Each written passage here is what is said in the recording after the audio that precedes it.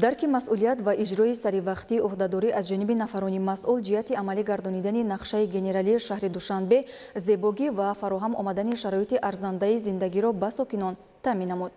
دوام سالهای 2017-2019 از حساب همه سرچشمه‌ها در شهر ساختمانی بیش از 750 انشاء عملی شده است که مبلغ روان گردیده به این سمت 5.4 میلیارد تومانی را تشکیل می‌دهد.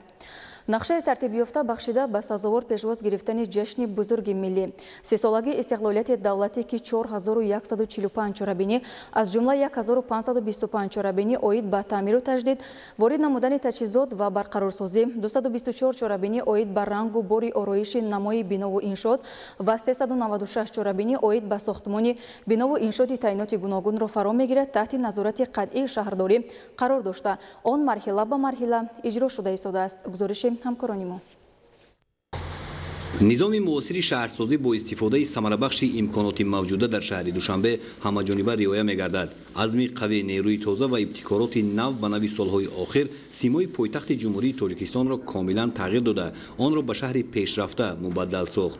در زمینه توجه رهبریت مملکت و تلاش و کوشش پیوسته شهرداری، دوام سالهای 2017-2019 در شهر دوشنبه 460 بنا و انشاءات گوناگون تعینات ساخته به استفاده داده شد.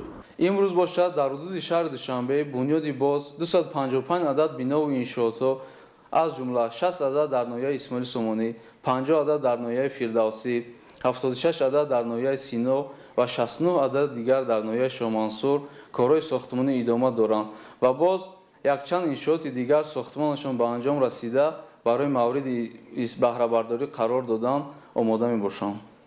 در پایتخت شرکت‌های ساختمانی دارای اقتدار بزرگ کاری با جلب ساختمانچیان وطنی خاصه ساکنان از گوشه و کنار مملکت به بنیاد بناهای استقامتی، ماموری و خدمترسانی، مؤسسه‌های تعلیمی و تندرستی، تعمیر و تجدید راه و دیگر انشاءات ضروری مشغول می‌باشند. در شهر دوشنبه امروزها ساختمان صدها بنا گوناگون تعینات رفته ایستاده است و در هر کدام آن از 50 تا 200-300 نفر ساکنان کار کرده معاش خوب می‌گیرند و زندگی خیش رو پیش میبرند. سرچشمه این همه البته پایداری استقلالی دولتی و تلاش زحمت‌های همیشگی شهرداری میباشد. در دوام سالهای 2017-2019 اساساً از جانب شرکت‌های ساختمانی وطنی 162 بنای استقامتی بلند آشیانه که مساحت 757 تا از 2000 متر مربع را تشکیل می‌دهد مورد بهره برداری قرار داده شد.